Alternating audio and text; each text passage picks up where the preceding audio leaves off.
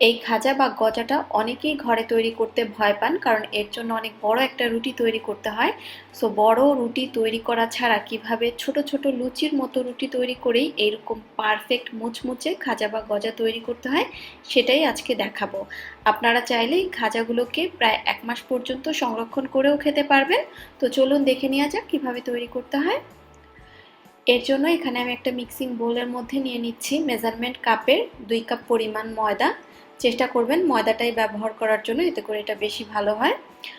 এখন এর মধ্যে আমি দিয়ে দিচ্ছি স্বাদ মতো কিছুটা লবণ, আর দিয়ে দিচ্ছি এখানে আমি 3 টেবিল চামচ পরিমাণ ঘি। আপনারা চাইলে ঘিয়ের পরিবর্তে তেলও ব্যবহার করতে পারেন, তবে ঘি দিলে স্মেলটা অনেক বেশি ভালো আসে। এবার সবকিছু একত্রে খুব ভালোভাবে হাত দিয়ে ঘষে ঘষে মিশিয়ে নিতে হবে, এবং মেশাতে মেশাতে একটা পর্যায়ে দেখবেন এটা একটু মুঠো পাকালে সেটা শক্ত হয়ে যাচ্ছে এবং আবার হাত দিয়ে এটা ভেঙে নেওয়া যাচ্ছে। ওই পর্যায়ে বুঝতে হবে যে ময়দাটা ভালোভাবে মিশানো হয়ে গিয়েছে।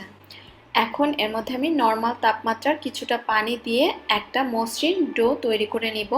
পানিটা একবারে না দিয়ে অল্প অল্প করে দিবেন, এতে করে ডোটা পারফেক্ট হবে। এই তো এরই মাঝে ডোটা মথে নেওয়া হয়ে গিয়েছে। নর্মালি আমরা পরোটার জন্য যেরকম করে খামির বা ডো তৈরি করি ওইরকম সফট করে একটা খামির তৈরি করতে হবে। এবার একটা কাপড় দিয়ে এটাকে ঢেকে একটা সাইডে রেখে দেব 10 থেকে 15 মিনিটের জন্য। প্রায় 15 মিনিট হয়ে গিয়েছে, আর এরই মাঝে কিন্তু আমার ডোটাও সুন্দরভাবে সেট হয়ে গিয়েছে।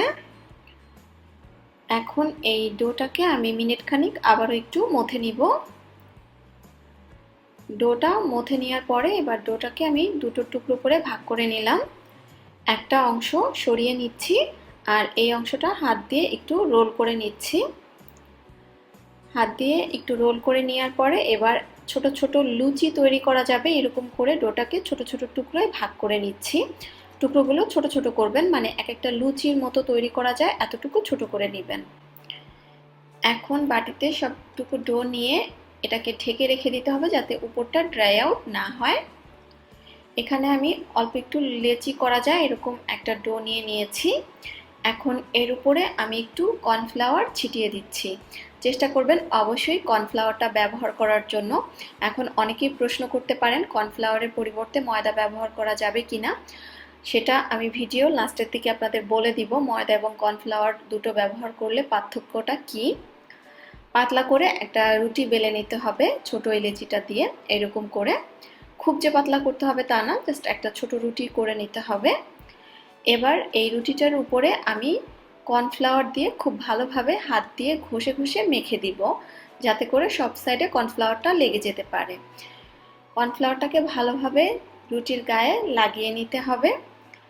এখন এই খাজার জন্য রুটিটাকে ভাঁজ করে নিতে হবে। আমি কিভাবে কাজটা করছি আপনারা একটু লক্ষ্য করলে নিজেরাই বুঝতে পারবেন। এটা খুবই সহজ একটা ভাঁজ। আমি হয়তোবা মুখ দিয়ে বলে আপনাদেরকে বোঝাতে পারবো না যে ভাঁজটা আমি কিভাবে করছি। এখন যেটা করতে হবে একটা সাইড থেকে মাঝখানে এনে একটু চাপ দিয়ে দিতে হবে।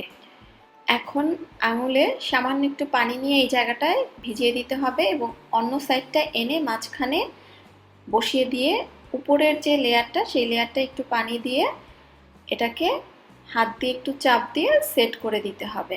শুধু মাঝখানের ওই জয়েন্টের জায়গাটাতেই পানি ব্যবহার করতে হবে, অন্য কোথাও ব্যবহার করা যাবে না।